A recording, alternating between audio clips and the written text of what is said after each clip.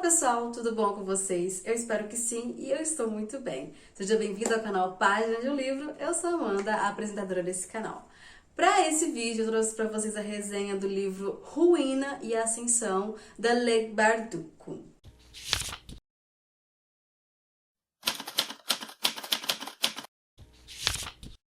Esse livro eu não vou ter o exemplar dele aqui, porque eu li ele em audiobook. E eu já vou deixar aqui no começo do vídeo um aviso para quem não leu ainda os livros anteriores, porque nesse vídeo aqui a gente vai ter spoiler dos livros anteriores. A gente não vai ter spoiler de Ruína e Ascensão. Mas os livros anteriores eu vou precisar falar, afinal esse é o terceiro livro da trilogia, né? O segundo livro, que é O Sol e Tormenta, termina, depois do combate com o Darkling, com a Alina fraca e sem os poderes dela. E a ideia é ir em busca do Pássaro de Fogo para que ela possa retomar esses poderes, né?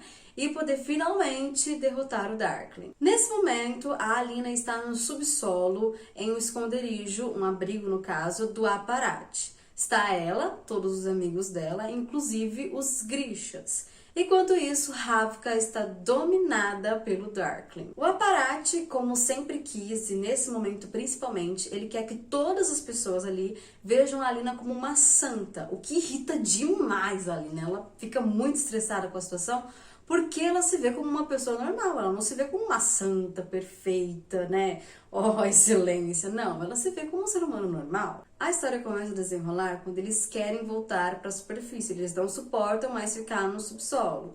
A Alina e o Mali, principalmente porque eles querem ir atrás do Pássaro de Fogo. A história é toda escrita em primeira pessoa, e nós temos então o ponto de vista da Alina.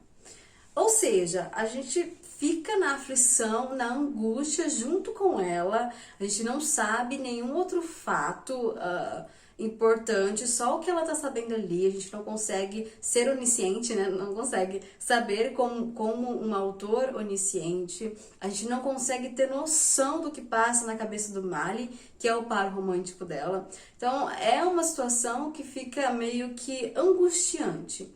Esse livro, eu penso que por causa de toda a trama dele, por ser um livro de fantasia, talvez ele devesse ter sido escrito em terceira pessoa, com o narrador onisciente, que fosse nos narrando as histórias aos poucos, que narrasse inclusive o ponto de vista do Darkling. Porque assim, o Darkling é um personagem que eu penso que se fosse narrado a história dele em terceira pessoa, a história dele fosse narrada em terceira pessoa, a gente poderia até gostar um pouco mais dele. Mesmo ele sendo um vilão, a gente conseguiria compreender um pouco mais dele. Eu acho que essa parte dele é muito pouco explorada. Eu acho que deveria explorar um pouco mais. Mas assim, a história em si é maravilhosa. Eu simplesmente amei essa trilogia. É uma leitura sensacional.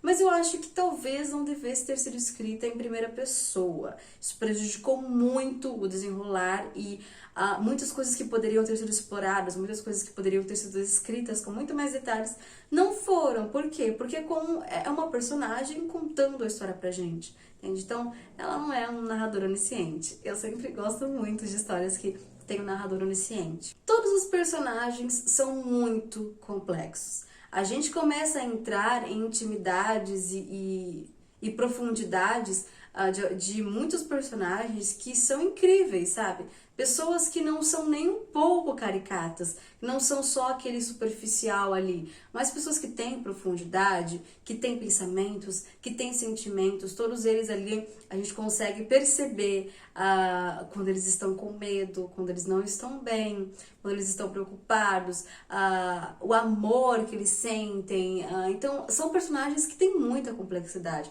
que não são uma coisa só. Então, eles não são só bonzinhos ou só vilões, ou não são assim. E a gente consegue ter esse acesso, essa profundidade nas características dos personagens, no caráter dos personagens, mesmo, olha só, mesmo com a narração sendo completamente feita pela Alina.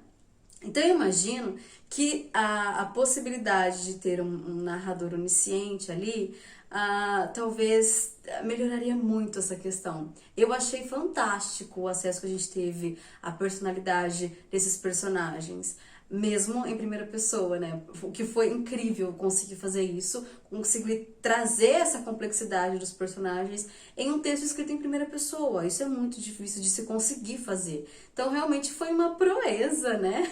Foi uma coisa incrível que a Lei conseguiu fazer aqui. Posso dizer que amei toda essa trilogia. É realmente uma história muito surpreendente, de várias formas, N formas que me surpreenderam nessa trilogia. Não é porque eu dizer pra vocês, não, eu realmente não gostei. Pelo contrário, eu gostei bastante, foi só o detalhe da narração que, segundo a minha opinião, deveria ter sido feita em primeira pessoa. Mas esse universo é tão incrível e fica tão real na nossa imaginação, eu acho isso absurdamente incrível. A minha personagem favorita é a Gênia, porque eu acho incrível as transformações pelas quais ela passa, o amadurecimento dessa garota, né, que se torna uma mulher, na verdade. Os sofrimentos que ela passa, a lealdade dela é realmente incrível. Mesmo ela sendo leal, a gente percebe que ela teme, a gente percebe que ela tem medo, a gente percebe o amor dela por algumas pessoas, né? O Davi também é um personagem que me surpreendeu bastante, que eu acho incrível, mas a Gênia está no topo e ela é a minha favorita. Inclusive, eu gosto mais dela do que da própria protagonista, que é a Alina. Então, a Gênia é uma personagem incrível. Eu só não me senti atraída pela série da Netflix. Eu assisti o primeiro episódio dessa série, mas não me prendeu, não me prendeu. Eu acredito que não me prendeu justamente pelo fato de que eu terminei o primeiro livro e fui querer assistir a primeira temporada para depois ler o segundo livro.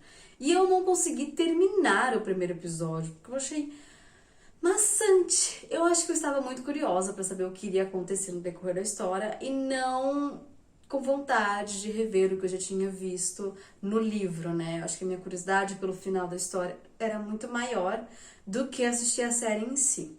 Mas eu terminei de ler essa série já faz um tempo, inclusive, e eu não voltei para a série. Eu não senti interesse em voltar para essa série. Mas quem sabe, né, depois de passar mais um tempo aí e me sobrar um tempinho extra, eu consiga assistir essa série finalmente. Se eu assistir, eu trago vídeo pra vocês falando sobre isso, tá bom? Bom, sobre essa trilogia, no caso, né, que a gente fez, eu fiz a resenha dos 3 livros, esse é o último livro da série.